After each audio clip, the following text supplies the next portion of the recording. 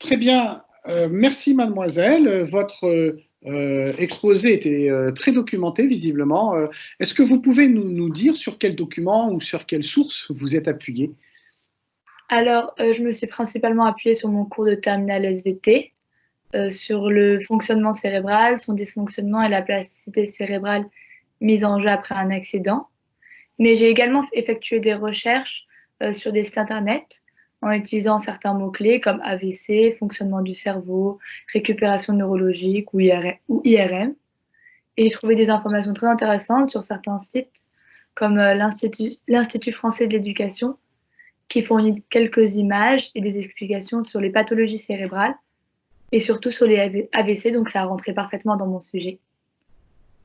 D'accord. Vous avez fait d'autres types de recherches?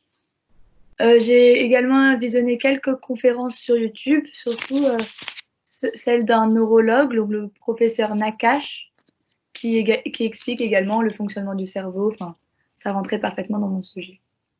D'accord, très bien. Alors, sur le support que vous nous avez remis, que vous avez préparé dans le temps de préparation avant votre exposé, vous avez dessiné, sans nous en parler dans votre exposé, une interface biomécanique. Qu'est-ce que c'est? Alors, l'interface biomécanique, son objectif, c'est la reproduction des mécanismes de fonctionnement et de mouvement du corps humain avec des prothèses qui sont en partie contrôlées par le cerveau. Par exemple, avec une main ou un bras bionique, une fois que tout le système est bien calibré, fonctionne bien, l'utilisateur il pourra saisir un grain de raisin, par exemple. Enfin, c'est comme si c'était son propre bras. Ça existe déjà? Oui, ça existe, il y a déjà des utilisations qui existent, mais qui s'améliorent en permanence. C'est quelque chose de très récent. Et on pourra bientôt contrôler des prothèses par la pensée, normalement. D'accord. Qu'est-ce que vous pensez de l'idée, puisqu'on est en SVT, on a évoqué cette idée assez incroyable de cloner des humains ou des bouts d'humains pour récupérer peut-être un membre, une jambe, un bras, pour pouvoir les utiliser si l'humain qui avait été cloné était blessé. Qu'est-ce que ça vous inspire? Euh, c'est ce dont je parlais à la fin dans la conclusion, c'est la neurogénèse. Alors, c'est pas ça. Donc, j'ai été un peu dur avec toi parce que je C'est t'ai pas pas ça prévenu. la question.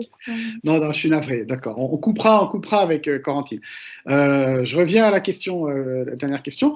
À l'issue de la conclusion, hein, dans votre conclusion, vous avez évoqué la neurogénèse en disant qu'il y avait un débat sur le sujet. Est-ce que vous pouvez d'abord nous rappeler, nous expliquer ce que c'est que cette neurogénèse et puis en quoi est-ce qu'il y a un débat?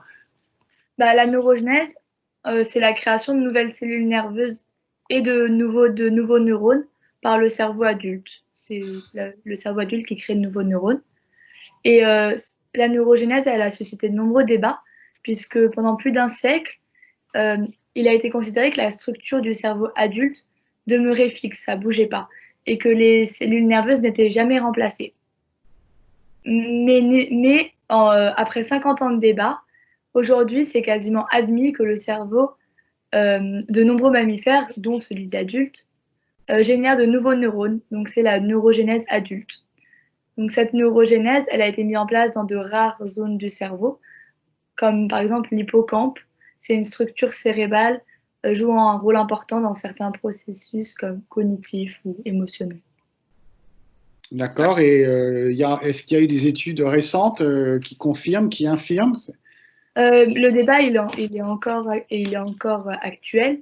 L'année dernière, il y a une étude qui a encore confirmé cette information, et puis il y a une étude qui l'a contredit juste derrière. C'est encore en débat.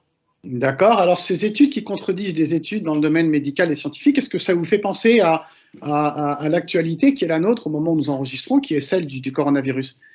Avec le coronavirus, on a vu que beaucoup de chercheurs avaient des méthodes, des avis différents, et ça prouve encore que la science médicale, elle évolue et que tous les débats entre les médecins, ils font avancer la recherche. Ouais. Très bien. Merci, mademoiselle.